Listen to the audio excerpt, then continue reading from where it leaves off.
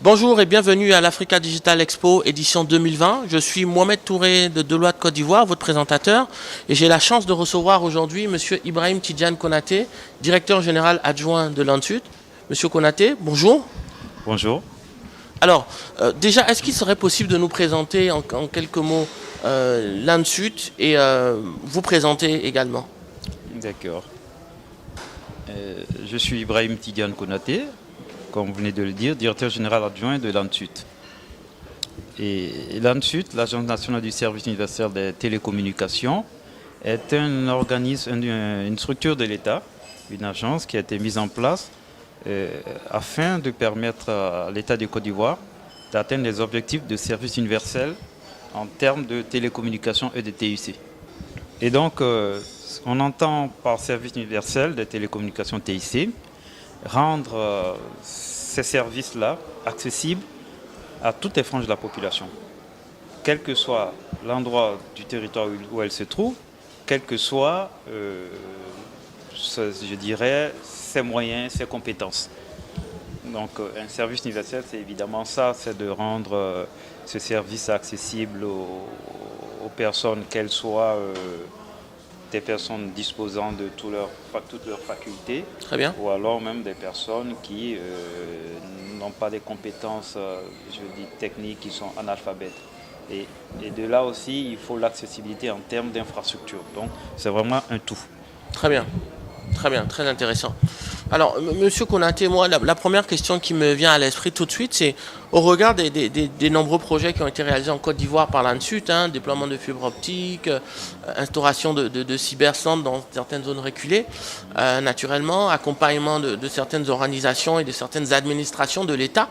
Quel bilan faites-vous des 5 dernières années d'exercice de l'ANSUD?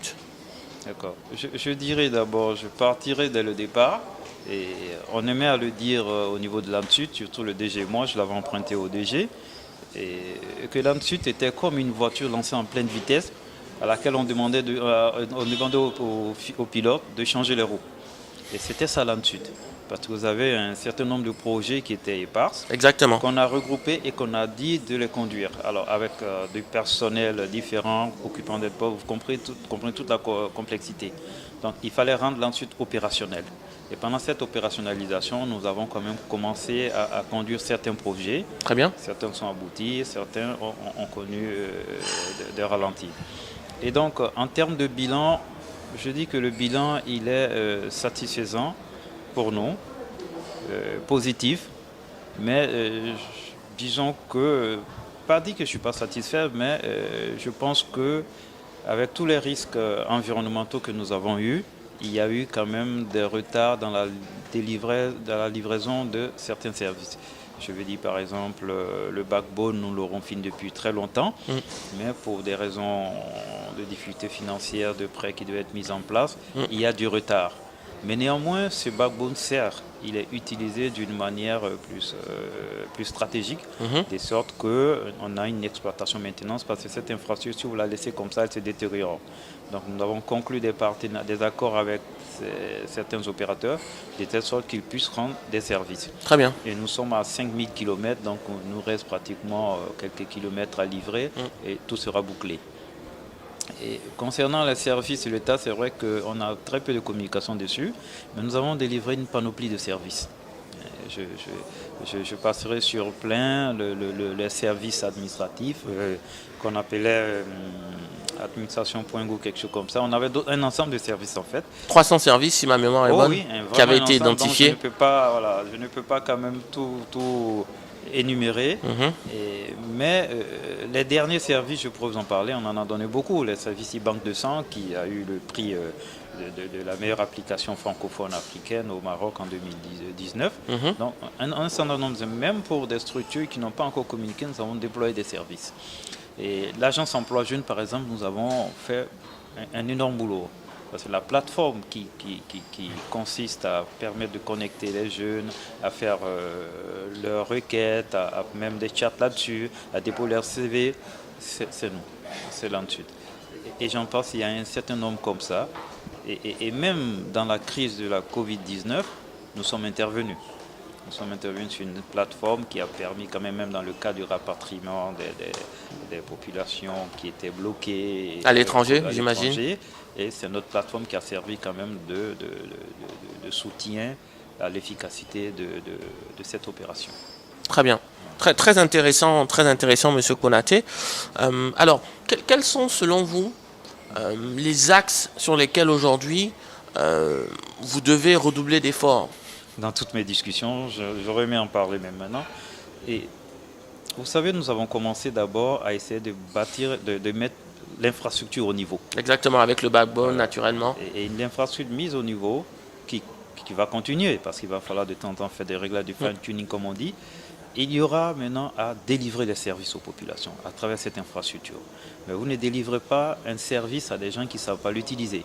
Donc forcément, nous aurons une stratégie basée sur les services que nous délivrons et sur la formation des populations. Exactement. Point très important. Ouais. Très important. D'où le lancement de tout à l'heure de NCCD, qui est quand même un élément très important. Et je le disais tout à l'heure, le frein justement au développement de la digitalisation en Afrique, à cette transition, c'est certainement les infrastructures, les moyens financiers, mais c'est la formation.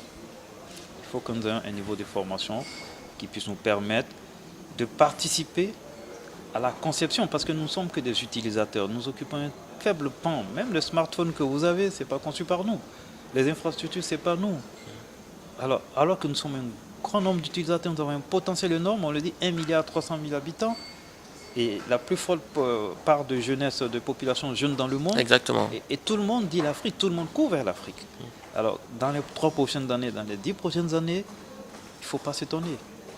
Maintenant, les TIC, donc notre stratégie, tout ce que nous mettons en place, les services, c'est de créer quand même de la richesse locale, c'est de créer des services, de la possibilité. Du contenu local. Voilà. Et en même temps, ça permettra de lutter contre toute cette jeunesse qui essaie d'aller en Occident.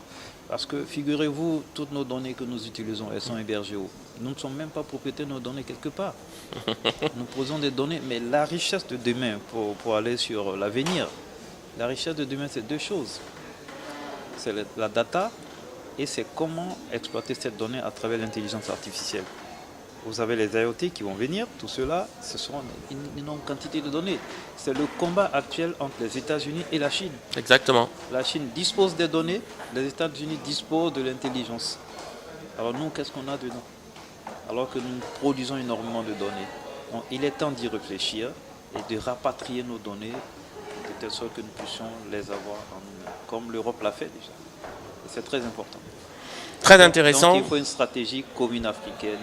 Stratégie commune africaine, je pense que c'est toute la mission aussi de Smart Africa. Et là, le point que vous venez d'évoquer me fait rebondir tout de suite sur la notion de données. Aujourd'hui, vous parlez de données, c'est vrai que la donnée devient de plus en plus stratégique. Est-ce qu'il y a des réflexions ou des sujets en cours sur la conception d'un data center national au niveau de la Côte d'Ivoire, par exemple? Merci pour cette question.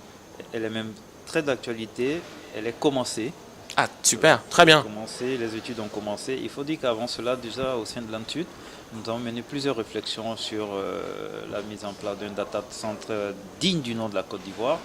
Et aujourd'hui, le processus a commencé et les études ont commencé au niveau, je peux même dire que c'est dans le cadre du PNCNDA, un projet qui est piloté, que nous avons lancé récemment.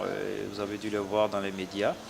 Et donc, c'est ce projet-là qui va traiter de la problématique du data center en Côte d'Ivoire. Bon, quand je dis data center, c'est un data center et son backup, ce qui est obligé en termes de sécurité du data center. Donc, soyez rassurés, nous sommes en plein dedans. Très bien. Monsieur Ibrahim Tidiane Konaté, merci. Merci pour m'avoir invité sur votre plateau. Et là-dessus, je vous remercie. Merci. C'était Mohamed Touré de Deloitte Côte d'Ivoire à l'Africa Digital Expo. Nous avons reçu monsieur Ibrahim Tidiane Konaté et avons échangé sur les enjeux et les opportunités au niveau de l'Agence nationale du service unitaire des télécommunications à Abidjan. Nous vous souhaitons une bonne conférence. Merci.